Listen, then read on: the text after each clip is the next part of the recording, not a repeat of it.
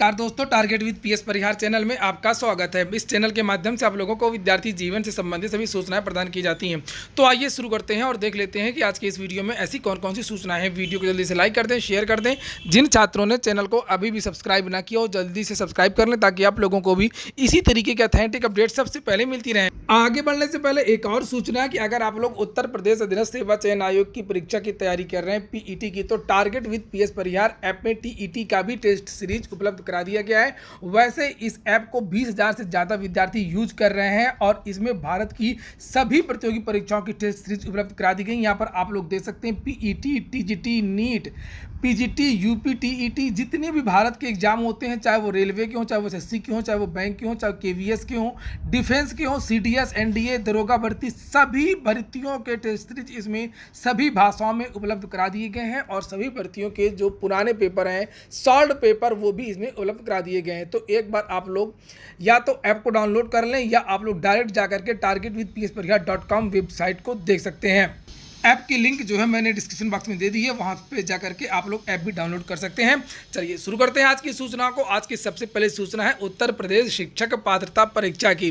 बहुत सारे विद्यार्थी लगातार यूपी टीईटी का इंतजार कर रहे हैं और अचानक से यूपी टीईटी और एडेड जूनियर हाई स्कूल भर्ती के बारे में सूचनाएं आना समाचार पत्रों के माध्यम से बंद हो गई। विद्यार्थी लगातार कमेंट कर रहे थे कि सर यूपी टीईटी का जो नोटिफिकेशन है वो कब तक आएगा। तो इस बीच में तो सबसे पहले बात करते हैं यूपी टीईटी के बारे में। इस बीच में बहुत सारी घटनाएं घटी, जैसे कि एक तो कोरोना संक्रमण काल बीच में आ गया, उसके पहले पंचायत चुनाव आ गए थे और उसके बाद में परीक्षा नियामक जो प्राधिकारी थे उनका ट्रांसफर हो गया और जो नए सचिव थे उनको आने में काफ़ी देरी हो गई। जब वो आए तो उसके बाद उनको समझने में काफ़ी वक्त लग गया और फिलहाल अब जानकारी ये मिली है कि टीईटी का जो नया प्रस्ताव है वो सोमवार को बना करके फिर से भेज दिया गया है।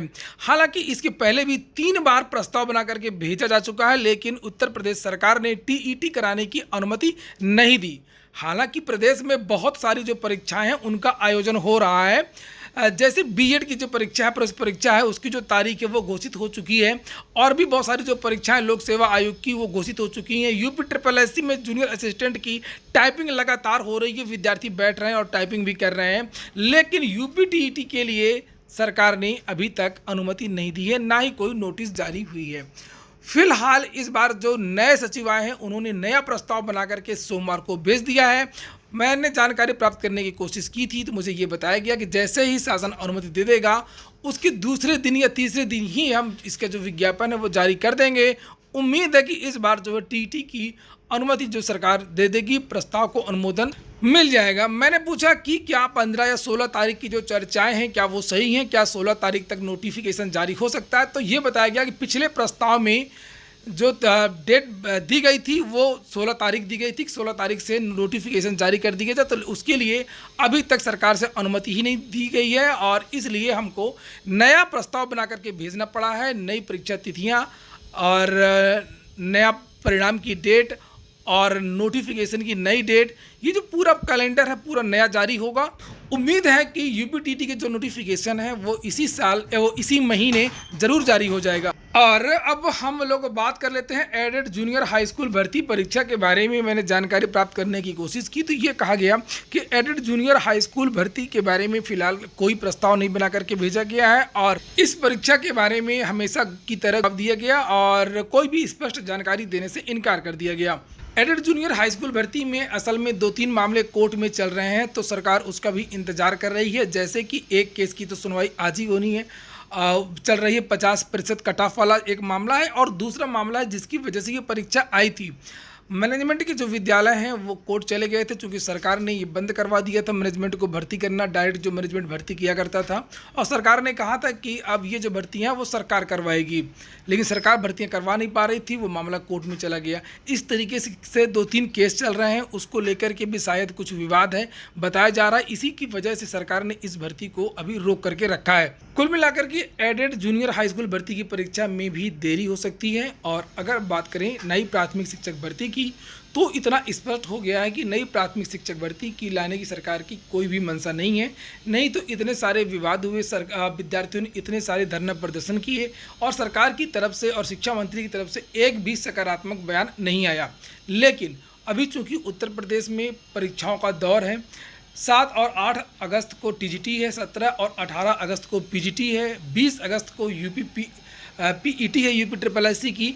जैसे ही ये परीक्षाएं समाप्त हो जाएंगी वैसे ही 20 अगस्त के बाद उत्तर प्रदेश में और उत्तर प्रदेश के इलाहाबाद में, खासतौर से प्रयागराज में बहुत बड़ा नई प्राथमिक शिक्षक भर्ती के लिए एक बार फिर से धरना प्रदर्शन होगा। मैं इस चैनल के माध्यम से ये बात बता देना चाहता हूँ, सरकार ये मत समझे कि विद्यार्थियों ने धरना प्रदर्शन समाप्त कर दिया है, विद्यार्थियों को धमका दिया है।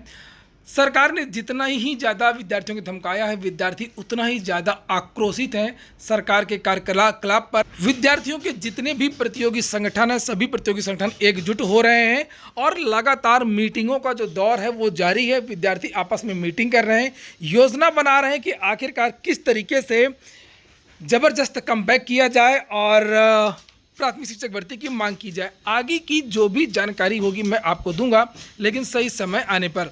लेकिन इस बार आपको छूट नहीं होगी। इस बार तो चलो मान लिया कि आप लोग प्रतियोगी परीक्षाओं की तैयारी कर रहे थे, टीजीटी की तैयारी कर रहे थे, पीजीटी की कर रहे थे, या आप लोग यूपी ट्रिपल एससी पीईटी की तैयारी कर रहे थे, इसलिए ये माना गया चलो ठीक है, शायद इन परीक्षाओं की वजह से विद्यार्थी धरना प्रदर्शन में नहीं पहुँचे। लेकिन जैसे ही 20 अगस्त को सभी परीक्षाएँ हो जाएंगी तो सभी प्रतियोगियों को हर तरीके से कमर कसना होगा नई प्राथमिक शिक्षक भर्ती के लिए।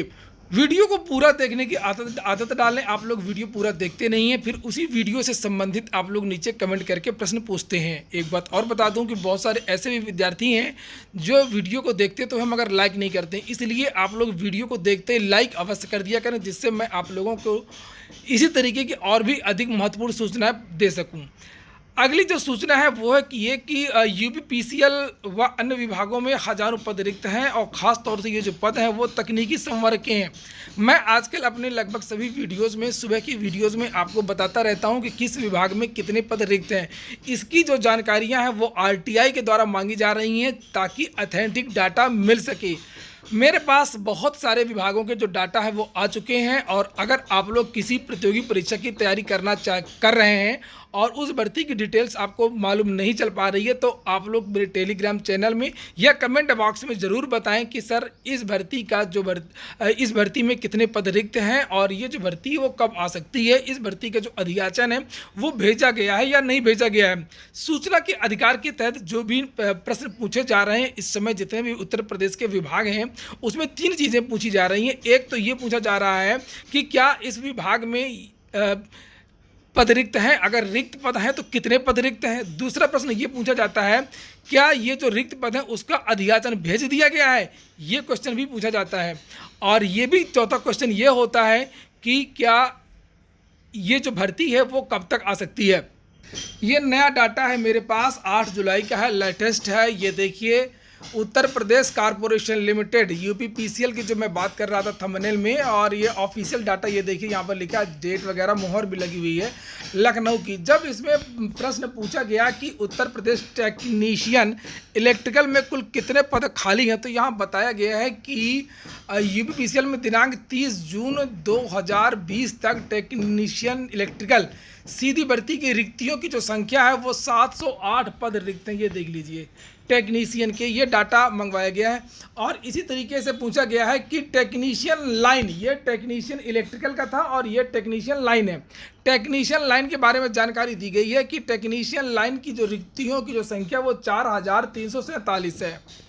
इसके बाद में पूछा गया है कि जेई इलेक्ट्रिकल के कुल कितने पद रिक्त हैं, यूपीपीसीएल से पूछा गया है और इसमें बताया गया कि इलेक्ट्रीशियन के 1104 पद रिक्त हैं। तो जेई इलेक्ट्रिकल के 1104 पद रिक्त हैं, टेक्नीशियन लाइन के 4347 पद रिक्त हैं और टेक्नीशियन इलेक्ट्रिकल के यहाँ पर लिखा हुआ है 708 पद रिक्त हैं। इतने सारे पद यहाँ पर रिक्त हैं मगर भर्ती अभी तक नहीं आई है। और ये जो नोटिस से जो जानकारी दी गई है वो 8 जुलाई यानी इसी महीने की जानकारी है। और इनसे ये भी पूछा गया है क्या इस पर भर्ती आप देंगे, तो इन्होंने इसका इनकार कर दिया जवाब देने से और इन्होंने कहा कि उत्तर प्रदेश सूचना के अधिकार नियमावली 2019 नियम 4 के स्तंभ 2 के प्रस्तर 3 के अनुसार काल्पनिक प्रश्नों का उत्तर प्रदान किया जाना संभव नहीं है। बात सही भी है, यूपीपीसीएल का कोई अधिकार नहीं है भर्ती देने का, ये इस पर कोई निर्णय नहीं ले सकता है। निर्णय तो सरकार लेती है। सरकार जब कहेगी हाँ गो तो गो। तो सरकार का आदेश का इंतजार है कि सरकार जब चाहेगी तो भर्तियां करेगी, सरकार जब चाहेगी तो संविदा पे रहेंगे। संविदा के कर्मचारियों से काम हो रहा है, जब 10,000 में काम हो रहा है तो सरकार क्यों 40,000 देगी। मेरे पास बहुत सारे जो विभाग हैं उनका डाटा इकट्ठा हो गया है, सूचना के अधिकार के तहत ये जानकारी मंगवाई गई है। जैसे आप लोग देख सकते हैं कि उत्तर प्रदेश प्रदूषण नियंत्रण बोर्ड से अभियंताओं की भर्ती के बारे में यहाँ पर लिखा है कि लोक सेवा आयोग, उत्तर प्रदेश लोक सेवा आयोग को अध्याचन यहाँ पर भेज दिया गया है और अनुमोदन प्राप्त होते ही जो शासन से जैसे अनुमोदन मिल जाएगा वैसे ही भर्ती निकाल दी जाएगी। इसी तरीके से उत्तर प्रदेश आवास विकास परिषद से भी मैंने जानकारी यहाँ पर देखो मेरे पास है। ये लिखा हुआ है कि आवास विकास परिषद पर 76 पद रिक्त हैं और इसका अध्याचन लोक सेवा आयोग भेज दिया गया। ये भी अभियंता का है, क्योंकि विद्यार्थी अक्सर शिकायत करते रहते हैं कि सर आप लोग केवल बीएड, डीएलएड, बीटीसी शिक्षकों की जानकारियां देते हैं, बीटेक वालों की जानकारियां नहीं देते हैं। तो अब आज आप लोग बीटेक की ही जानकारी ले लीजिए। यहाँ पर सहायक अभियंता के 76 पद रिक्त हैं और लोक सेवा आयोग को इसका अध्याचन भेज भी दिया गया है। हालांकि अभियंताओं की और तकनीकी संवर्ग की भर्तियां नहीं आ रही हैं, इसकी जो मांग है बहुत सारे कर्मचारी भी कर रहे हैं और समाचार पत्रों के माध्यम से जानकारियां भी दी गई हैं कि हजारों पद खाली और नहीं हो रही हैं भर्तियां। उत्तर प्रदेश के निगमों और सार्वजनिक उपक्रमों का जो हाल है वो बेहद खराब। वहीं पर देख सकते हैं आप लोग यहाँ पर भी अभियंताओं के 197 पद यहाँ पर देखिए रिक्त हैं, यहाँ पर लिखा हुआ है, और 80 जो पद हैं वो और तो बहुत सारे जो पद हैं वो अभियंताओं के उत्तर प्रदेश में रिक्त हैं और 30 जून की जानकारी दी गई थी। उत्तर प्रदेश ब्रिज कारपोरेशन, यहाँ पर भी बहुत सारे पद रिक्त हैं। देखिए यहाँ पर लिखा है यूपीबीसी यानी कि उत्तर प्रदेश सेतु निगम, यूपी ब्रिज कारपोरेशन में जूनियर इंजीनियर के कुल 272 पद रिक्त हैं और यहाँ पर नीचे लिखा है कि 272 पद सृजित हैं और नीचे लिखा है कि जूनियर इंजीनियर सिविल के कुल सृजित पदों में से 216 पद रिक्त हैं। 272 में से 216 पद रिक्त हैं, कैसे बनेंगे पुल। उक्त रिक्त पदों में 14 नंबर त्यागपत्रित अवर अभियंता भी सम्मिलित है। यहाँ पर देख सकते हैं नीचे लिखा है कि उत्तर प्रदेश में नई भर्ती है तो निकट भविष्य में क्या योजना है। तो लिखा है कि शासन द्वारा अनुमोदित जूनियर इंजीनियर के रिक्त पदों पर अध्याचन जो है यूपीएससी को भेज दिया गया है। शेष रिक्त पदों पर शासन से अनुमोदन हेतु पत्राचार किया जा रहा है। तो बहुत सारे विभागों का जो अध्याचन वो यूपीएससी और लोक सेवा आयोग को भेजा भी जा चुका है और ये सूचना का जो अधिकार के तहत जो जानकारी दी गई है वो बहुत पुरानी नहीं है। ये देखिए यहाँ पर लिखा हुआ 18 जून 2021, ये देखिए 16 जून 2021, तो ये पिछले महीने की जानकारियाँ, लेटेस्ट जानकारियाँ हैं। इसी तरीके से एई सिविल के भी यहाँ पर आप लोग देख सकते हैं, इसका भी अध्याचन भेज दिया गया है 804 पदों के लिए। ये देखिए यहाँ पर लिखा हुआ है और लेकिन इसमें भी बहुत सारे जो पद रिक्त हैं इसका अध्याचन नहीं भेजा गया है, लेकिन ये लिखा हुआ है कि ये जो परीक्षा वो लोक सेवा आयोग से होगी। ये देखिए सिविल इंजीनियर सीधी भर्ती के कितने पद स्वीकृत हैं, तो 804, कितने पद रिक्त हैं 190। यहाँ पर पूछा गया कि रिक्ति को भरने के लिए कि विभाग की संस्था से परीक्षा कराएगा, लिखा लोक सेवा आयोग प्रयागराज। तो इसका जो अध्याचन वही भेजा नहीं गया है। तो यहाँ से आप लोग देख सकते हैं कि सरकार की मंशा क्या है और ये जो चयन बोर्ड हैं वो क्या करना चाहते हैं। इतने सारे पद रिक्त हैं, कुछ पदों का जो अध्याचन है वो भेजा गया है, कुछ पदों का अध्याचन है वो नहीं भेजा गया है, कुछ भर्तियों का आधा अध्याचन भेजा गया है, फिर भी बहुत सारे पद रिक्त हैं, पत्राचार चल रहा है। तो फिलहाल ये हो गया आज का वीडियो, और वीडियो अगर आपको अच्छा लगा हो तो लाइक अवश्य कर दें। जिन छात्रों ने चैनल पूरा वीडियो सुनने के लिए बहुत बहुत धन्यवाद।